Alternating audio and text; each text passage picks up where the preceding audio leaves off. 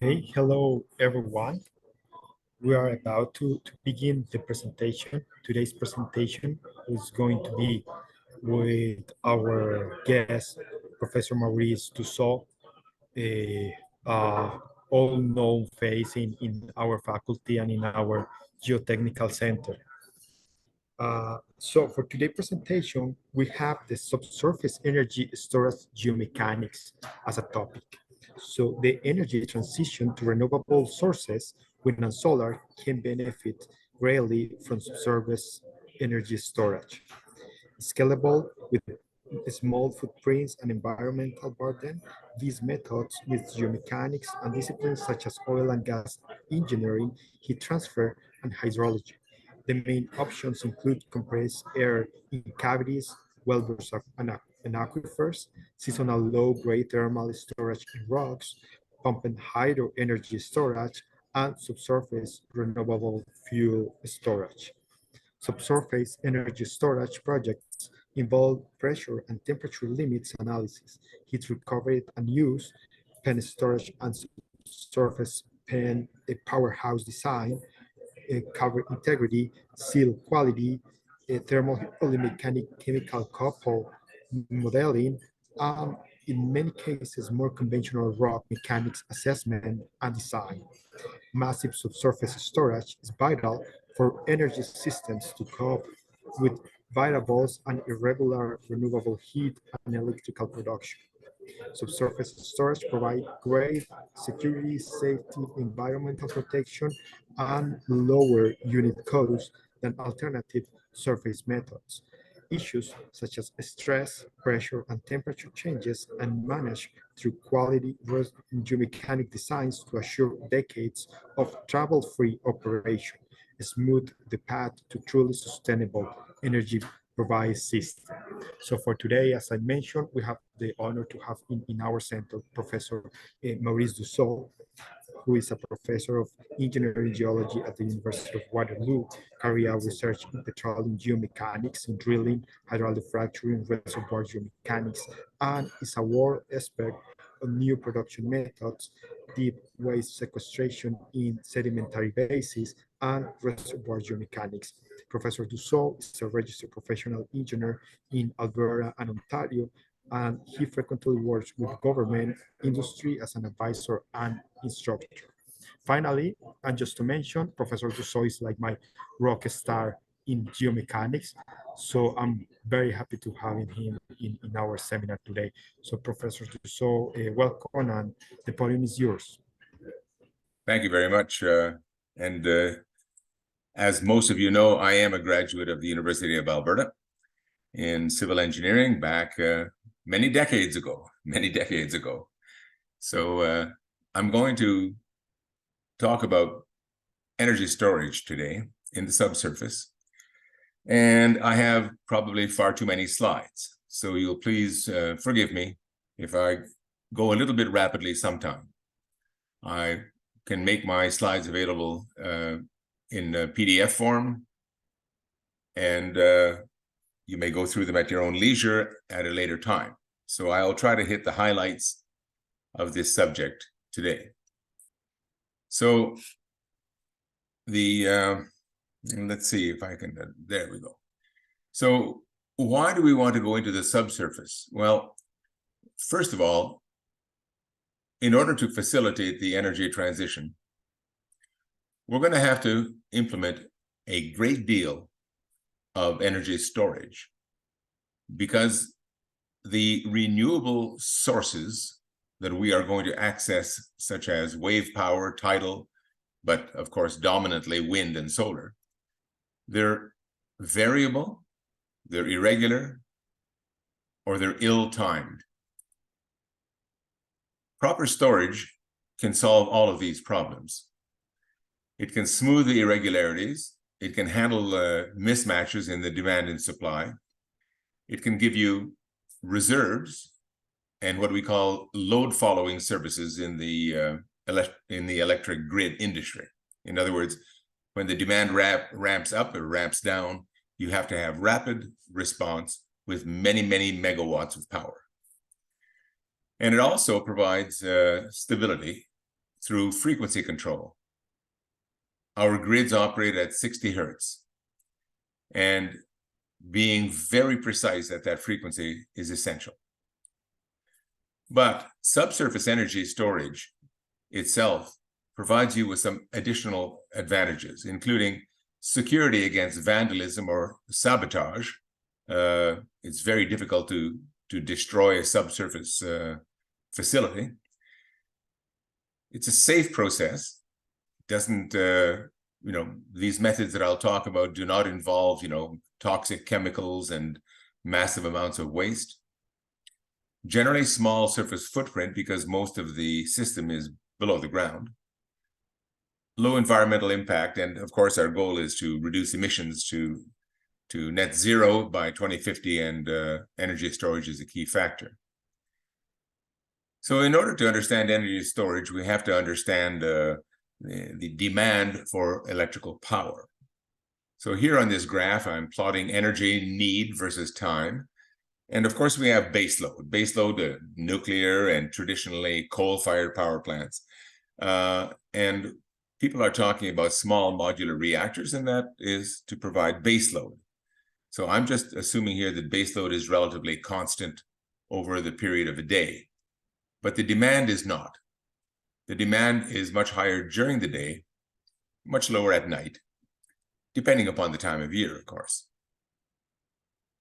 Here's the problem with wind power. Wind power is irregular, it's variable, and it doesn't always occur when you need it. The variability is at a scale of seconds to days even. There's a demand mismatch. In other words, it's not available when you need it. And there are also prolonged periods where you have zero electrical provision from wind or solar power alone. So let's look at renewable energy and storage in the transition, the energy transition. The transition means renewable energy will gradually take over the grid, along with hydro and nuclear, of course. But the major sources remain irregular and variable. Furthermore, as the percentage of wind and solar in your grid goes up, it tends to become unstable, and it's nonlinear. In other words, it's easy to incorporate 15% renewables. It's hard to incorporate 40%, and it's very challenging to incorporate 80% renewables that are irregular and variable in a large integrated grid. So we need a lot of large-scale storage so that we can store the excess energy in extremely large quantities rather than curtailing it when we have too much energy, like on a nice windy day in September when we don't need much energy. Well, the wind is providing way too much energy than we need, but we need some of that energy at nighttime or even a few days from now. Furthermore, if we're going to be looking at storage, we want to provide storage capabilities for remote communities, mines, local isolated microgrids, and for communities that want to go off-grid and provide their own power systems. You have to have energy storage for that. For example, here is a coal mine in South Africa, and you can see the wind turbines that are providing electrical power when the wind blows, in this case, for operating some of the electricity needed at this coal mine. The energy transition means replacing fossil fuels, and if you want to replace fossil fuels, you need to find other sources. You can have more hydro, but that's limited in growth. For example, some countries have no capacity for hydro whatsoever. In other countries, it's limited, and in yet other countries, it's already maxed out. We need more nuclear, but that's only suitable for baseload. We could use more natural gas, but remember that natural gas does emit carbon dioxide. We could have more geothermal, but the geothermal technology remains in very early days, and it's a struggle to make geothermal into large-scale commercial power and energy provision mode. And of course, you can pray and hope for a magical solution, but don't count on that. That leaves renewable energy sources. And the nice thing about them is that they don't create radioactive waste. They don't flood the land like hydro. There's no carbon dioxide emissions like in natural gas. But because of their variability, they have to be stored to be effective and reliable to make your grid robust. And that's where subsurface energy storage comes in. So when I say the words energy storage, what image does that trigger? Yes, batteries, which probably look more like this in terms of a grid. And this is a very small battery farm in Australia, incidentally. So this is what you put in your devices. This is storage for when you turn the lights on. However, batteries have problems, and here's some of them. They're made of chemicals, and they involve critical metals. I'm listing 7 here, or 6. Graphite, lithium, cobalt, nickel, copper, and zinc, all considered to be critical metals for the transformation, the energy transition to much higher electrical use. They have limited life. For example, a lithium-ion battery for a grid, about 7 to 9 years. They have a fairly large surface footprint, recycling. They have problems with fires, environmental hazards, because basically it's a box of chemical soup. And they also are susceptible and exposed to potential vandalism and sabotage, say in cases of conflict. They're more expensive in storing 1 kilowatt hour of energy than the large-scale energy storage options that I'll talk about. They do not provide frequency stabilization. In other words, they have no large rotating mass that gives you a rotational inertia and stabilizes the frequency. You have to switch the direct current to alternating current. And there are other issues, but these are the main ones.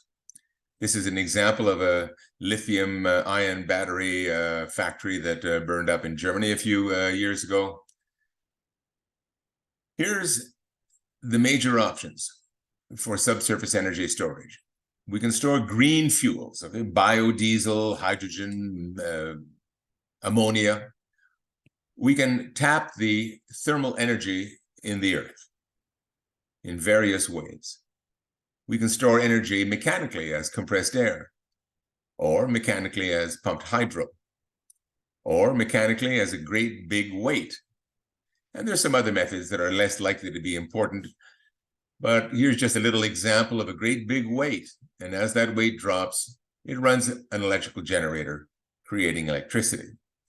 When there is excess electricity, the hoist runs from electricity and brings the weight back up to the top, thereby storing the energy. And this is an example of from a company called Gravitricity. Anyway, and for example, you could put that into an old mine shaft for subsurface small footprint energy storage. Sure, but you'd have to keep the mine pumped out and keep it dry, of course. All right, here's an important graph to understand, is that energy storage for a grid has to happen at time scales as small as milliseconds to months, maybe even to the scale of a year. So here is a list of options. I'm only going to be concerned about large energy and long times. So that's in the upper right-hand corner. And I've highlighted flow batteries, which are not yet commercial.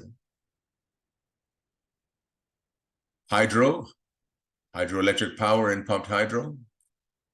Potentially hydrogen, potentially as an energy storage medium.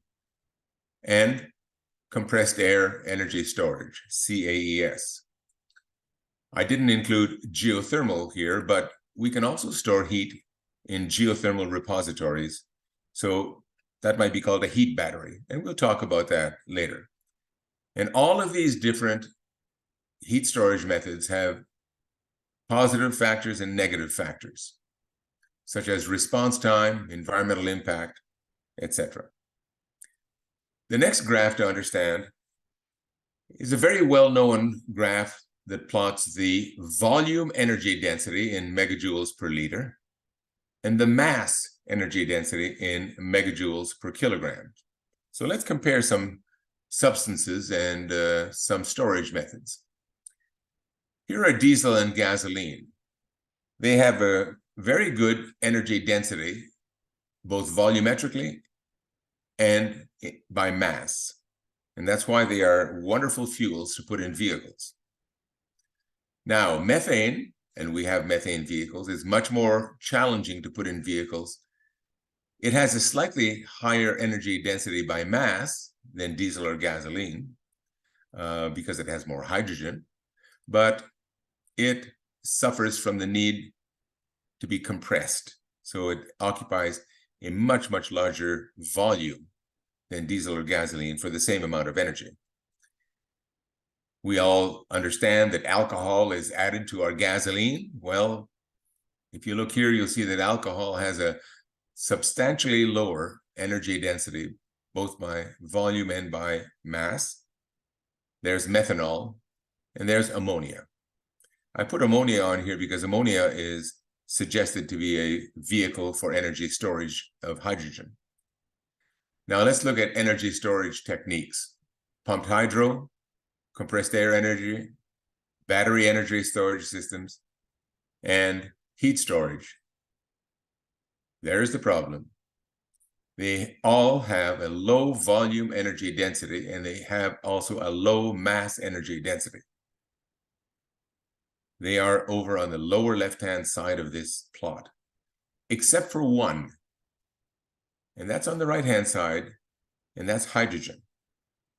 Hydrogen has an energy density by mass, in other words, megajoules per kilogram, that is 2.5 times that of gasoline or diesel fuel.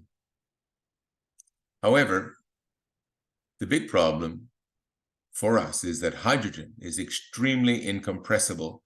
It is hard to store large masses of hydrogen because they occupy such a large volume.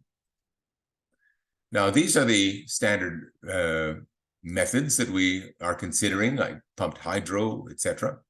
But there's also other methods of storing energy. I want to remind you that back in the old days, my grandmother used an ice box. And ice boxes were run by ice houses. River ice in Montreal and Toronto was collected in the winter, Edmonton, Calgary as well, stored in insulated warehouses and used in the summer to put into ice boxes. And in those days, only well-off people could afford ice boxes, which had to be refilled with a block of ice every few days. Energy storage. So now we'll introduce geomechanics. And here are geomechanics-related approaches to energy storage at a large scale. We can store heat directly in the rock mass. We can heat up a mass of rock. We can use a cavern or an opening in the rock mass. The easiest cavern is a salt cavern or a salt gallery, or we can repurpose a mine or part of a mine as an opening for energy storage. We can use the pore volume in a permeable reservoir, and we do that already in storing natural gas in old natural gas reservoirs. We can also store natural gas or other fuels in saline aquifers, which is very rarely done, but in theory, it could be done. But we have very, very few cases where it's been done yet for a number of reasons. Or we could install a storage container in the subsurface. For example, we could seal a mine section, or we could use bladders underwater, or we could use a steel-cased wellbore. All of these have been used or are being used in various ways or soon will be used. So to get into the details now, I just want to point out that the subsurface is a vast resource that is available everywhere, and it can be used to help underpin the energy transition, and let's use it creatively. This comes from Richard Schultz and Sid Green, American Rock Mechanics Association members, and the black script describes the various materials or methods of energy storage in the subsurface. The blue materials are other sequestration or other uses. So we see here that we can store natural gas. We can store, we can do pumped hydro in the subsurface, compressed air. And all of these require geomechanics input. They require understanding of stresses, pressures, temperatures, creep, and so on, rock strength. Let's start off with compressed air. On the left-hand side is a cavern. It could be 10,000 cubic meters. It could be 1,000,000 cubic meters in volume. It depends upon where, temperature, depth, and a whole bunch of factors. Essentially, it's a great big bottle. And in order to implement and design this, you have to do things like making sure that you're protecting the groundwater. You have to have boreholes that are well cemented and properly secured to make sure it's well sealed. You have to have large diameter boreholes to give you the high deliverability of air mass to run air turbines to provide electricity. You're probably limited in depth to maybe 1.5 kilometers maximum, but you could be as shallow as 400 meters. And other issues arise. And these are mainly geomechanics issues that have to be studied and designed and, of course, monitored. Compressed air in salt has a number of advantages. Low leakage probability. Salt is available in some areas. Salt has proven to be very good for this purpose. However, the disadvantages include the limited availability of salt. It's only available in some areas. For example, there is no salt in California, but there is a lot of salt in Kansas. Well, California has 40 million people population. Kansas, not so much. Salt also creeps, and we have to be very careful that we don't have problems in casing, shearing, in rapid closure rates, etc. So we have to choose our pressure and temperature limits appropriately. Compressed air works like this. Wind power, solar power provide electricity to drive a compressor. The compressor compresses air, and the heat of compression is extracted and put into heat storage. When we need electrical power, the air comes out of the cavern, and it goes through either air turbines or, in this case, I've sketched a natural gas turbine. Only now that the air is compressed, it doesn't require compressors. So the natural gas turbines are much smaller. So these methods provide power to the grid directly, or they can provide power later by storage in a salt gallery. And I put saline aquifer with a question mark behind it because there are issues with saline aquifers. Now, you notice that I've talked about heat storage.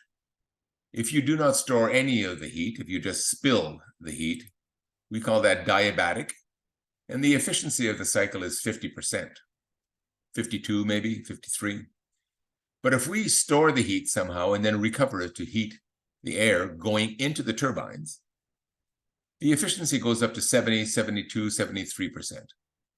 Now you might say, well, that doesn't compare well with batteries because batteries give you 95 to 98% efficiency. Well, that's correct. That's quite correct. But the cost of compressed air energy storage is much, much lower than the cost of battery storage. And there are also far fewer environmental and risk factors. You can't look at these things one-dimensionally. And I want to point out that Alberta and Saskatchewan have absolutely fabulous salt disposition at the right depth and could be energy powerhouses, storing many gigawatt hours of renewable energy from wind all year round and from solar in the summer, although you might not need it so much in the summer. So there are some constraints. A salt cavern just filled with air is constant volume. So that means that as you produce the air, the pressure drops, and that means your turbine system has to be designed to operate over a pressure range and different air velocities in order to maintain a constant power output. This creates some issues because turbines are kind of sensitive devices. For example, for constant power, the pressure range might be from 20 to 5 megapascals. That's the lowest pressure, but it also might only be from 20 to 10 megapascals, depending upon the turbine design. The cavern must not get too hot or too cold, because that impacts geomechanics stability by changing the stresses. You don't want to freeze the rock, because then it'll shrink and crack, and you're going to have hydraulic fracturing. You don't want to make it too hot if it's salt, because then it'll creep, just like butter. So you have to do a whole bunch of analyses, and the system has to be monitored as well. This is the Hunddorf plant, the nuclear power plant in the middle, and we two caverns, cavern NK1 and NK2, and these caverns have been operating for more than 40 years, not a problem. This is proven technology. The upper pressure limit has to be below any chance of fracturing. The lower pressure limit must be high enough to avoid rapid creep or roof collapse, or maybe it's going to be set by the turbine characteristics as well. So that means that we have to keep the temperature approximately stable to avoid accelerating creep, to avoid heating the wellbore or the cavern, and to avoid other temperature-related issues. So that requires cooling and heating as appropriate. The compressed air is very hot, and it has to be stripped of excess heat before the placement. Another approach to a compressed air energy in salt is to have a compensated brine in the cavern. So as the air goes up, the brine is maintained by the hydrostatic head of brine, which is about 12 megapascals per kilometer of depth. So the pressure in the air in the cavern is constant. This is really, really good for turbines. They love to operate at constant pressure, but not so good environmentally, because you're going to have a brine pond at the surface, and you're going to have to keep pumping in or dropping in brine hydrostatically to maintain your air at the constant pressure, and you're going to have to, of course, operate that brine pond properly throughout the year. So I would suggest that constant volume is environmentally better, but a little bit more difficult to control. So we have a compressed air project in Ontario here. It's very small. It's just a demonstration project. It provides 1.75 megawatts of power for 5 to 6 hours. It's 415 meters deep in an old solution cavern, which is not the optimum. It's much better to make your cavern with the right shape. The heat of compression, most of it, is stored in thermal oil, and it's used to heat the air during expansion. So this is partly adiabatic. And the pressure drop in the cavern is modest. It's only 1 megapascals or 1.1 megapascals to maintain the turbine efficiency in exactly the right range. And it's been performing for 3 to 4 years quite nicely. So here's a cross-section of the cavern as determined by sonar. And 412 meters is 1,309 feet deep. So that's a cross-section. Here's the wellhead, one wellhead only. Here is the facility. On the left is the compression and expansion facility. On the right is heat storage in a thermal oil at temperatures up to 300 degrees Celsius. That's the heat of compression that is stored and then used to heat the air going through the turbines. You have to heat the air going through the turbines because as air expands through a turbine, it cools down. So before you put it through the second or third or fourth stage turbine, you have to heat it up again, or otherwise you're going to get freezing of your turbine and ice being deposited on the turbine blades, and that kills the turbine right away. So you must provide the heat. Unfortunately, salt has limited availability. These are the salt deposits in the southern part of Canada. Look at that. Alberta and Saskatchewan truly have wonderful salt deposits. Implementing the star that I just put on the screen there in Ontario, this black star, is the Goderich project. And Rocky Mountain Power has a project that has been tentatively approved in Alberta, but Alberta and Saskatchewan could avoid going nuclear and could reduce their natural gas consumption and coal consumption way, way down if they implemented large-scale storage in salt caverns. And why not? For environmental reasons, and also to avoid issues of nuclear waste management. For example, Saskatchewan, the red areas that you see there, including the blue area down in the bottom, is where there are salt beds that might be suitable. And I just put a star here for the location of Aquifers, Saskatchewan. And here is a natural gas storage cavern in Aquifers, Saskatchewan, 5 million cubic feet, 140,000 cubic meters.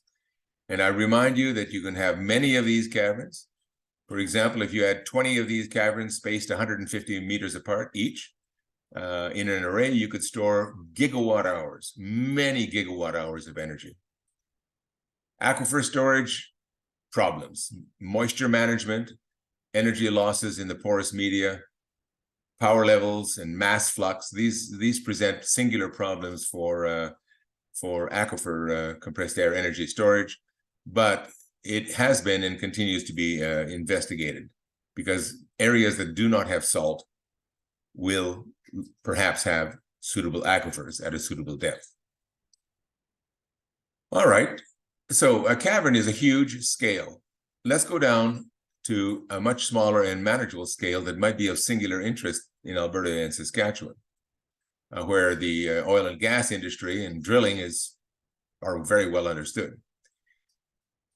If you install, for example, a 30 centimeter diameter steel casing cemented into place with a basal plug, that provides you about 70 cubic meters of volume in 1 kilometer. In other words, you have a pressure vessel, and we can bring the pressure in that vessel easily up to values of 50 megapascals. This is off-the-shelf oil field technology. Of course, same thing. You have to strip off the excess heat of compression and use it later on to heat up the air going into your compressors. This approach allows you to store approximately 4 to 8 megawatt hours per well at typical pressures. We might even be able to use old wells that are currently inactive and will be abandoned by installing a basal plug, making sure that everything is in good shape. But if it's only 7-inch casing, then they don't have 70 cubic meters per kilometer. They only have, if I remember correctly, about 28 cubic meters per kilometer. So it's very similar to salt storage, or only in this case, we have a well array of wells, depending on how much power you need, how big your program is. And in this case, instead of drawing a turbine, I've drawn an air engine. That is actually an air engine operating on the same principle as a diesel engine, only without fuel. It's expansion that is provided by the compressed air. And of course, there are other compressed air uses, and I just want to show you one, is that in warm climates where you don't need a lot of air for a lot of fuel for heat or power, you can actually create small vehicles with about an 80-kilometer range and compress the air overnight in your home electricity to drive the vehicle. So little city cars in places like cities in India or southern China could very well operate on compressed air. A compressed air storage facility in wells might look like this. These are deviated wells, of course. These are vertical wells, of course, not deviated. I made a mistake here. And if you don't like the way they look, you can put them in a trench below the surface so that nobody can see them over the trees or from any distance. The system works the same way. Your renewable source electrical energy comes in on the left, drives air compressors that are electrical air compressors. The coolers take off the excess heat. The compressed air is stored in one or more wells. And then we pass the compressed air when we need the electrical energy through a series of turbines. Here I've drawn one high pressure and one low pressure turbine, but it's entirely possible, depending upon the design, to have 3 or 4 or even 5 turbines, depending upon your pressure and the turbine designs. You have to provide heat to heat up the air to a temperature of perhaps 130 degrees Celsius in between each cycle so that the air does not freeze as it goes through the cycles, or through the turbine cycles. So this is how we recover the energy from compressed air. And as I said earlier, if your thermal storage is very efficient, then it's about 52% efficiency. 73% efficiency. Otherwise, you're going to have to heat the air up with natural gas, which of course produces carbon dioxide. Here's a typical industrial compressor. This is off the shelf, and operating parameters are given on the lower right. So what is the commercial readiness level? Diabatic salt cavern CAES using natural gas has been demonstrated with more than 40 years of history. Adiabatic salt cavern only been demonstrated so far in Ontario at a small scale. Aquifer has not been demonstrated except at a very small scale. It's pre-commercial. And the compressed air in Wellbores, it has been designed and it's awaiting go-ahead for a full-scale project, but it has not achieved what we call TRL 7 or TRL 8 yet. That's full-scale demo project. Now let's look at subsurface fuel energy storage, focusing mainly on hydrogen. We can, of course, store all kinds of fuels in the subsurface, but let's look at hydrogen. And remember that we need all scales of hydrogen storage, from small to large. So this is a natural gas storage here. By the way, there are issues with surface storage, visual capacity, sabotage, etc. Salt caverns have been around for many decades. The first purpose-built salt caverns to store natural gas in the world, I believe, were built in Saskatchewan in 1961. We use salt cavern storage everywhere in the world now. What about hydrogen? Well, hydrogen has been touted as a way of storing energy and providing fuel as well. Hydrogen cars, hydrogen trucks, etc. But remember, look at that lower down corner down there. It's very hard to store. So let's look at options. There really are only 2 options. At a large scale, we have cryogenic or large salt caverns under pressure. At a local scale, probably steel-cased wellbores or surface tanks under pressure. Small-scale cryogenic storage at 27 degrees Kelvin is probably not going to happen, but it might. Any large-scale product, oil, wheat, you name it, hydrogen as well, you have to have distribution. And when you're at the places that you're making it, you need large-scale storage, like an oil refinery. At the places where you consume it, you need large-scale, medium-scale, and small-scale storage. So again, realistically, the 2 choices are cryogenic or high-pressure vessels. Cryogenic is number 1 on this equation of state chart. And 27 degrees Kelvin is kind of hard to sustain, okay? Number 2, way on the right, is room temperature pressure storage. And you see we need 300, 500 bar. That's 300, that's 30 to 50 to 60 megapascals. So here is an option for local storage at the what I call the filling scale, a filling station scale. And we can store enough hydrogen, just for example, in a 1 kilometer deep well, 70 cubic meters, at 40 megapascals, we can store enough hydrogen to fuel 400 cars. All right. So, and of course, if you have 2 wellbores, that's 800 cars and so on. And it's all in the subsurface, so the security and safety are high, and the surface footprint is lowest. Excuse me. I should have turned my phone off, but I didn't.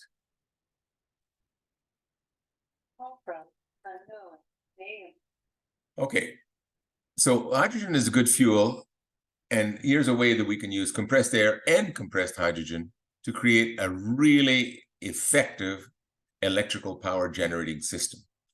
Compressed air means that I don't have to compress anything in the turbine. It's already pre-compressed, but the pressure is too high. So I have to pass it through several turbines to bring it down to a lower pressure, all the while extracting energy. And in the last turbine, the hydrogen turbine, the air comes in at about 4 megapascals, and the compressed hydrogen from storage, or it could be methane or a mixture, comes in from storage also at 4 megapascals and creates a huge amount of electrical power and a huge amount of heat. The heat is used to heat up the air going into the turbines.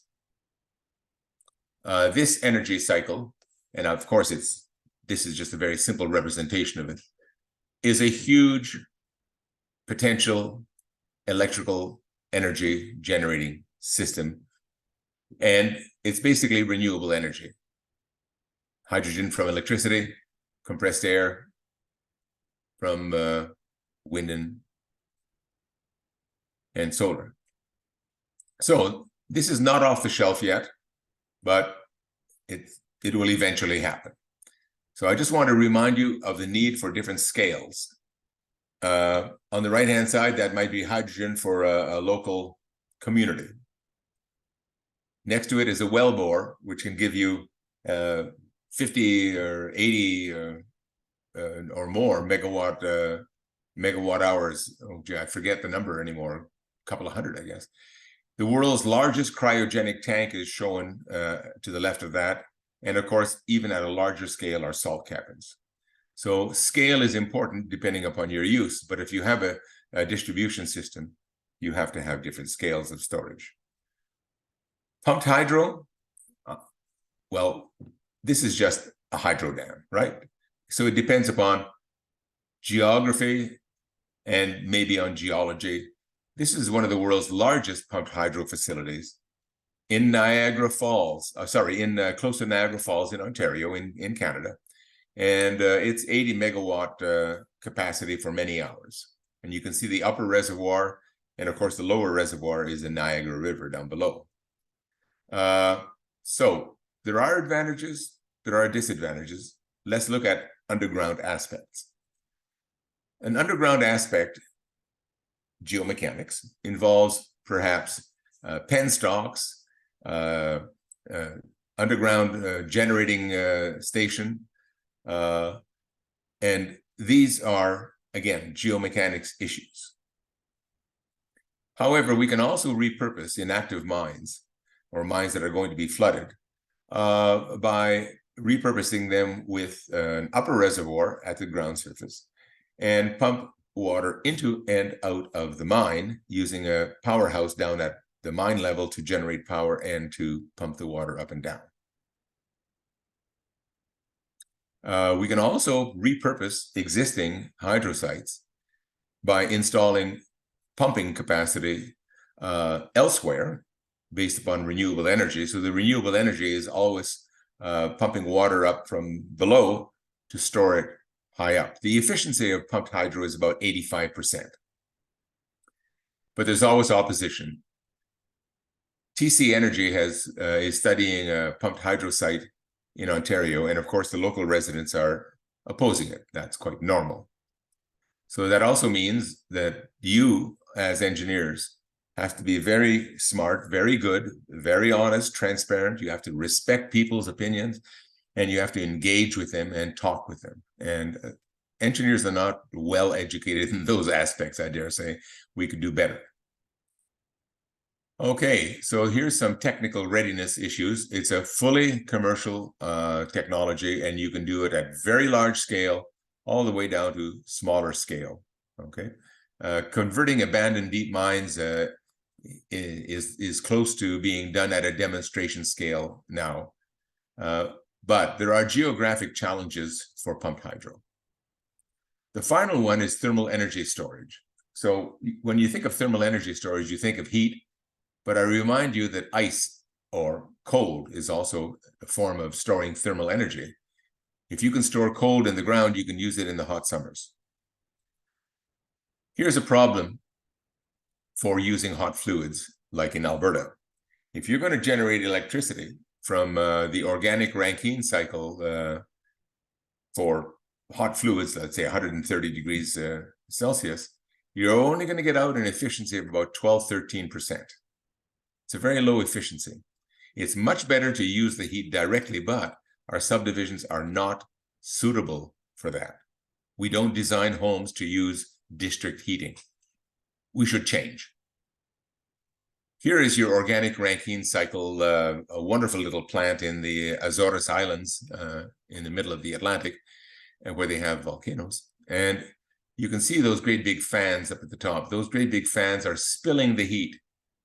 They're wasting heat, and we need better approaches to designing the organic Rankine cycle so that we can use the waste heat for district heating and make the whole system far more efficient. People are working on that. Canada is cold and needs a lot of heat. This is a map of the heat energy at 6.5 kilometers depth. And you can see it's pretty good in Alberta and up the Mackenzie Valley, but it's pretty bad in Ontario and Quebec, where the subsurface is cold because it's Canadian shield very close to the surface. So Canada is cold. There's Iqaluit, and here's the daily temperature in Iqaluit. You need energy every day of the year. Even on a warm day in July and August, the temperature might only go to 12 or 13 or 14 degrees Celsius, and 20 degrees Celsius is a horrible heat wave. By the way, I keep my house at a temperature of 21 degrees Celsius, just to give you an idea. So I need heat all year round if I live in Iqaluit, that's for sure. And I don't need air conditioning. So maybe we can store heat in the rock mass. We can pump down hot water when we have excess heat and extract that warmth by heat pumps in the winter when we need the heat. This is already being done at a scale of high rises in Ontario. There's a very dense borehole array. You can see the borehole array on the left. It's installed before construction. It's much more difficult after the building is built, of course. And in the summer, you have heat being dumped from the air conditioning that goes into the repository. And in the winter, you extract that heat with heat pumps to heat the buildings. Fortunately, Toronto is in about the right range for a good balance between the two, the heating and the cooling. But in the north of Canada, Edmonton, for example, you really don't need air conditioning. So that means that you have to have a way of recharging the thermal battery if it's a very shallow battery. All right. Size matters if you're doing rock mass heat storage. Think about a cup of coffee. If you have a little wee cup of coffee, it gets cold very quickly. A large cup of coffee and a very large cup of coffee, even slower. And it's the same thing in the rock mass. The larger the volume, and I'm thinking of a cubical volume or a spherical volume that is compact, the longer it stays warm. So if we do some calculations, we find out that the heat stored is a function of the volume, which is length cubed. Heat losses are a function of the area, which is length squared. And when that ratio, when L becomes large, that ratio becomes large, and seasonal heat losses then become acceptable. It all has to do with diffusion theory, which is the same as consolidation theory, by the way, for you soil mechanics people. And if you do some calculations, you come to the conclusion that about 50 meters is the point at which you can store heat seasonally over a year with reasonably low losses. So here I just did a calculation for a 53 meter cube and a temperature change of only 15 degrees Celsius. Using heat pumps can provide the heat for 50 homes in the Arctic. In the Arctic, of course, you use almost twice as much heat to heat a home as you do in Edmonton. This turns out to be 6 terajoules, by the way. Now, finally, I just want to talk a little bit about integrated and hybrid systems. Hybrid systems involve storage, but integrated systems mean that we have different energy sources, maybe solar, maybe wind, maybe direct power from generators, maybe hydropower, maybe natural gas generators, and we might even have heat from industrial processes that is currently wasted. And if we can find a way to use that, then we can generate efficiencies. So my red arrows suggest that we're storing some heat, maybe in a shallow repository or a deep geothermal repository that we developed and exploited by boreholes or by many borehole heat exchangers. Or it could be a naturally fractured rock repository. So these are storing heat, and maybe we can develop the technology or modify organic Rankine cycle engines in order to generate a small amount of electricity. That means we can use a complex integrated system like this to partition our energy needs between electrical energy and thermal energy in efficient ways to achieve seasonal heating and some power. In the north of Canada, I just want to remind you that 85% of the energy need is heating. 15% of the energy need is electrical energy. So we don't have to generate a huge amount of electrical power, but we do have to have a lot of heat. The problem is that electrical power can be transmitted hundreds of kilometers if necessary, but heat has to be extracted and used locally within kilometers of the final use location. So all these things have to be balanced, and we have to do our geomechanics again for various reasons. You can store heat from the sun about 5 times more efficient than you can generate electricity from the sun. You can do about 70% efficiency by collecting heat from the sun, and you can store that at depth. If you're just trying to generate photovoltaic electricity, it only has an efficiency of about 15% with current technology. And you can store this heat in deep reservoirs and use it seasonally, or you can use it to generate a little bit of power as well.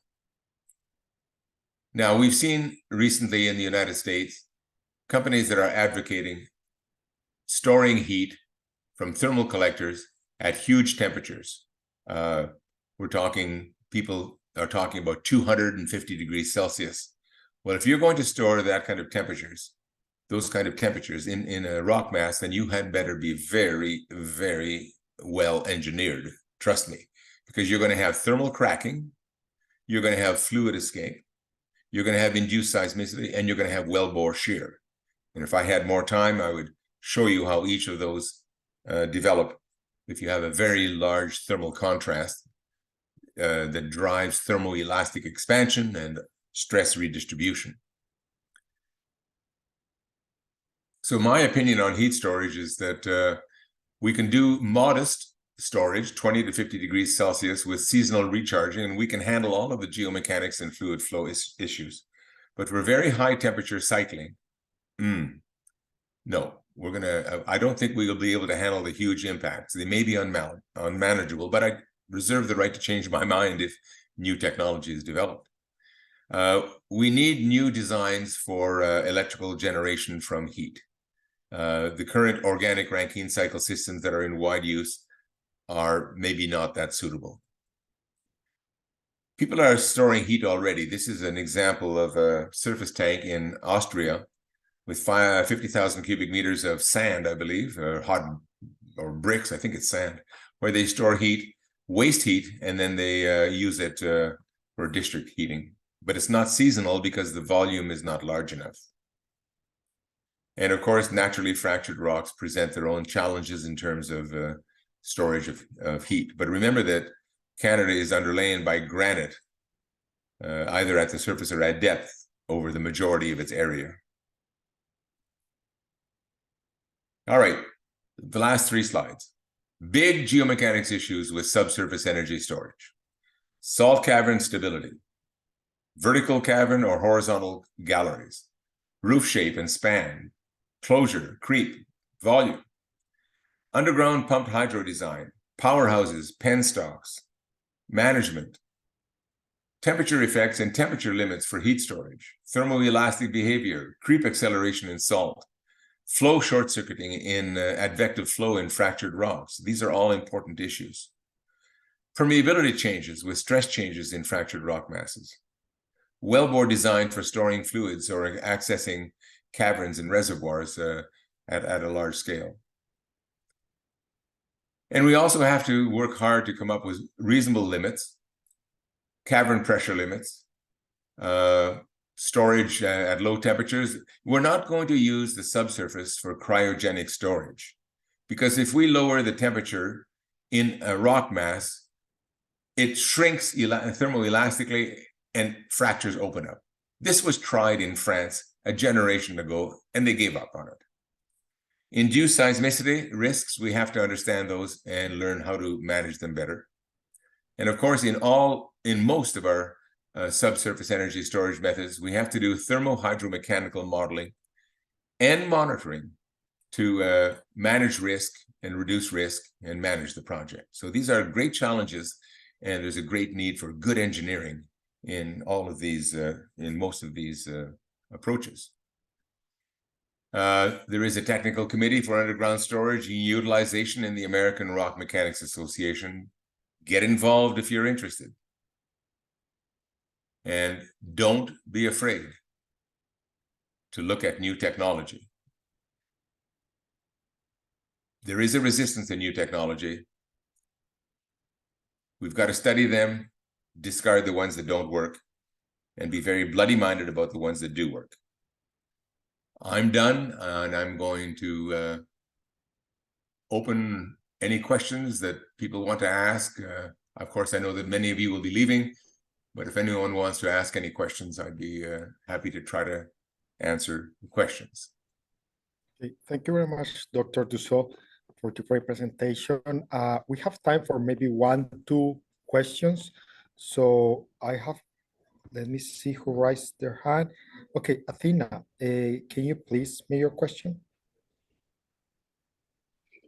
Hi, Professor Dusseault.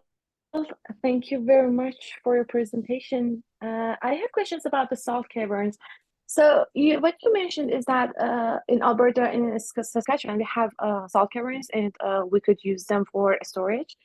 I was wondering that how, with the salt, we have the creep, and how we can mitigate that creep behavior of the salt with inducing some pressure under the ground. Is there a way that we could like mitigate that?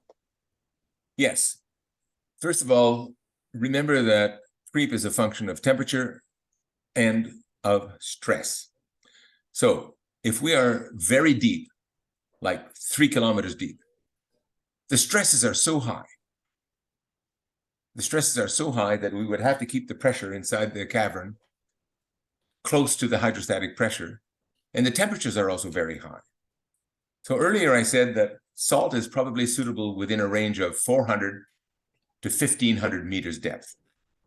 Below 1,500 meters, the temperature in the rock mass, in the salt, and the stresses are too high. Below, if it's not, less than 400 meters, well, there's not enough capacity. So what we do in a salt cavern, first of all, is we make sure that the temperature of the air going in doesn't change the temperature of the salt significantly. So we have to strip the compressed air of its excess heat. Secondly, we operate within defined pressure limits.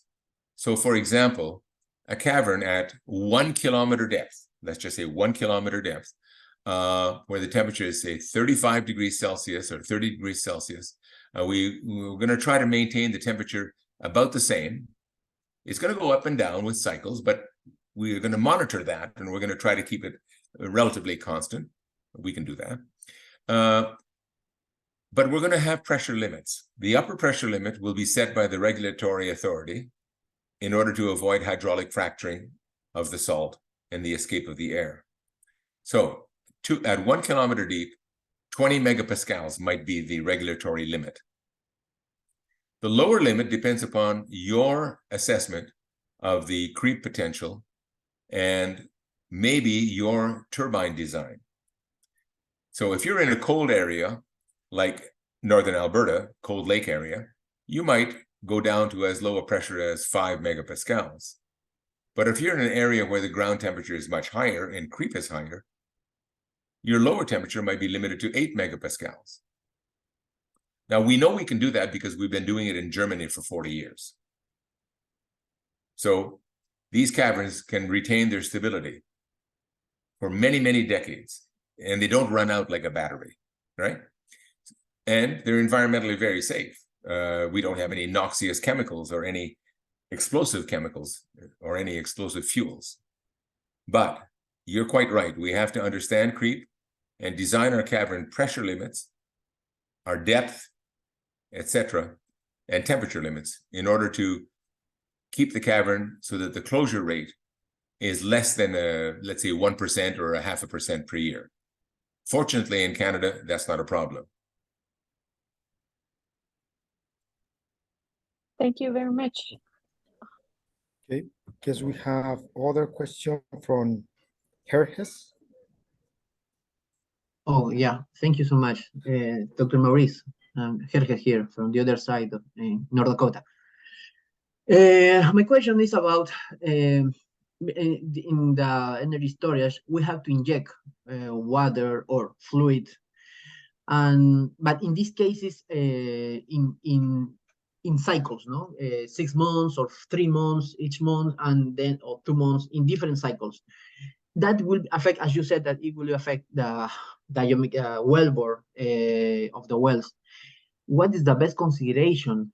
What do you think about that? Because definitely we have to inject in cycles. What depend on the fluid that we have. What's the consideration that we have? What we need to do because we want to inject or we want to store the fluids?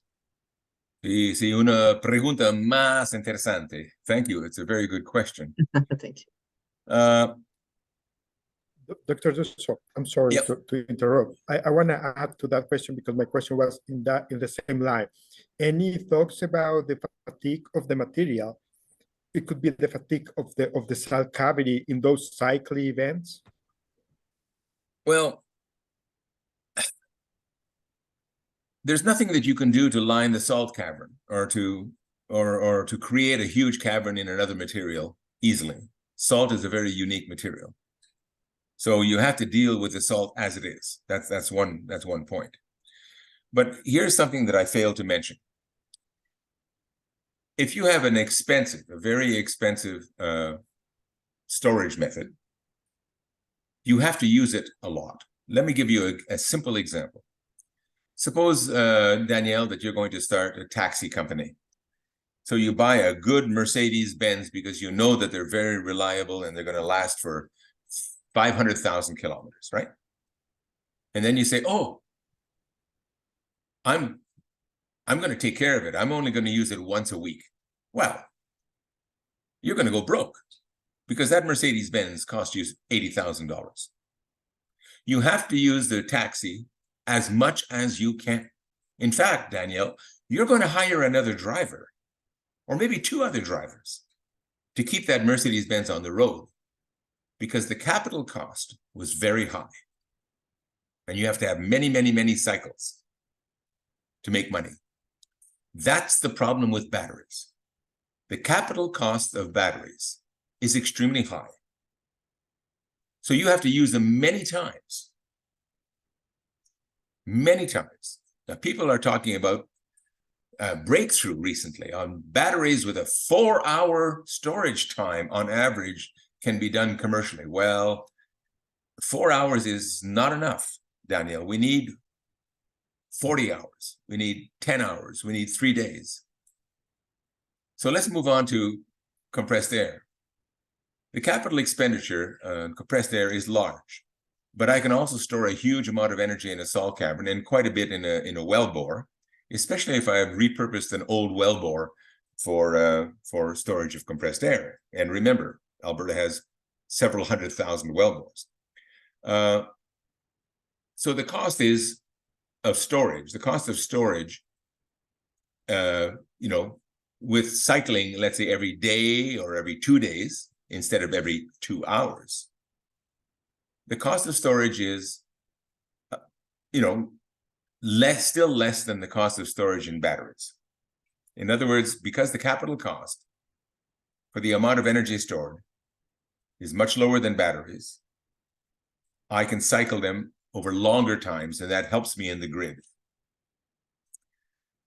So if I move on to something different like hydrogen, and storing hydrogen in a salt cavern, for example, which is entirely feasible, I can leave that hydrogen there for 6 months, just like I leave natural gas there for 6 months, because hydrogen has a huge energy density.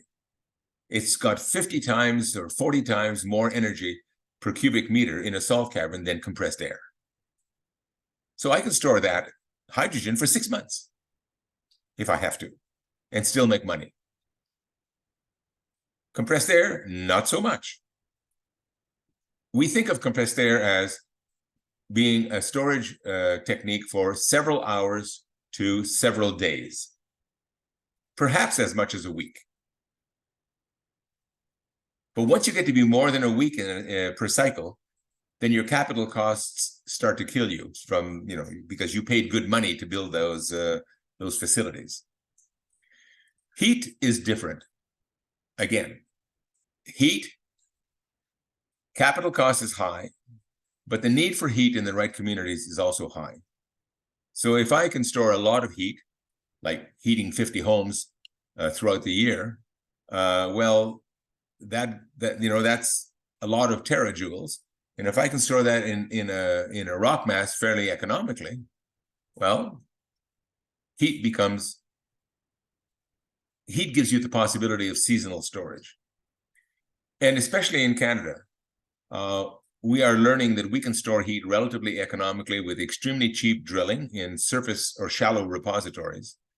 But one of the questions that remains is, can we drill down 6, 7, 8 kilometers deep where we have temperatures of 120, 130 degrees Celsius and use that heat for habitats and for some electrical power generation?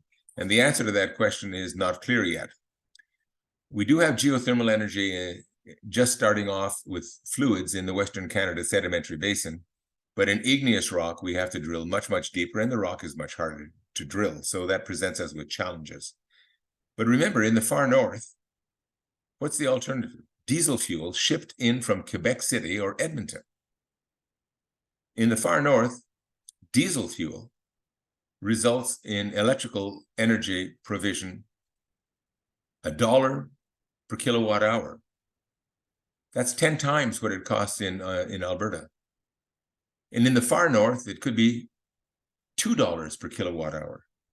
So because the cost of energy in the far north is extremely high, geothermal may have an important role to play. So it's not just the technical dimension of geomechanics. It's not just the dimension of heating homes. It's also the dimension of cost, environmental impact, and even the acceptance of society. These are really multidimensional issues. And as engineers, when we get into our profession and our practice, we have to learn about these other dimensions and factor them into our engineering work, because there is no simple answer. The energy transition requires creativity, new technology, and very open-minded thinking. Okay, thank you very much, Dr. Maurice. So thank you very much, everyone, for being here in this seminar. It has been a huge pleasure to host today, Dr. Maurice, and to having all of you into our graduate seminar. So thank you very much, everyone, and hopefully see you in the next week.